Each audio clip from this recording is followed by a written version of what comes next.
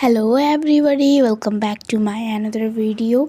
आज चाहिँ हामी 108वटा पिपल भएको ठाउँमा जल खान जाँदै थियौँ। यो हातले देखाएको चाहिँ नि मेरो मामा घर हो कि मलाई चाहिँ अन्त मामा घरै नपसे पनि अन्त जाँदाखेरि मामा घरको ठाउँ आयो भने म एकदम खुसी हुन्छु कि खै किन हो। अनि यहाँ चाहिँ सबै झरिसक्नु भएको थियो, म मात्र थिएँ गाडीमा। हामी चाहिँ यहाँ पुग्यौँ अनि यहाँ पिपल साथसाथै 108वटा शिवलिङ्ग पनि रहेछ। यो एकदम रमाइलो ठाउँ थियो। मलाई फेरि एनिमल लभर हो नि त, यहाँ मैले एउटा क्युट बाछी र डग भेटाएको थिएँ। अनि यहाँ फेरि साथसाथै जल खान गएका मानिसहरूलाई टिका र प्रसादले स्वागत गरिँदो रहेछ। यो नयाँ कुरा चाहिँ मलाई थाहा भयो। यहाँ चाहिँ अब हामीले पूजा गर्न जाँदैछौँ। मैले चाहिँ अङ्करा नभेटाएर बोतलमा पानी लिएर चलाउँदै थिएँ। यहाँ चाहिँ मैले पूजा गर्दैछु।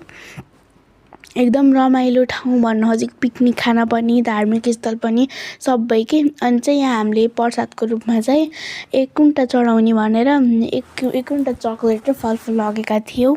एकदमै गर्मी भइसकेको थियो र मेरो खुट्टा पनि गलेको थियो। यहाँ चाहिँ यस्तो शान्त ठाउँ के। अनि यहाँ चाहिँ मेरो मम्मीले खाना भनेर बोतलमा र अङ्खरामा पानी हालेर आउँदै हुनुहुन्छ। कति धाग्नु भएको बिचरा। म फेरि यता ब्यागहरूको सुरक्षा गर्दै थिएँ।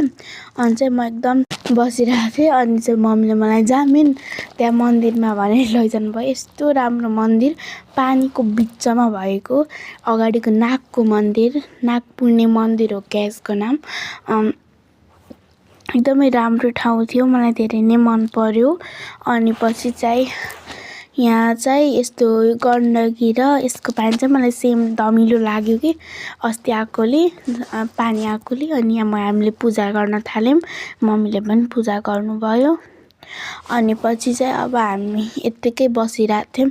अनि केहाम हुन थाल्यो र हामीले खरबुजा खानलाई बाबाले यता काट्दै हुनुहुन्थ्यो। अनि हामीले खायौँ। अनि चाहिँ मैले आइसक्रिम पनि खाएँ।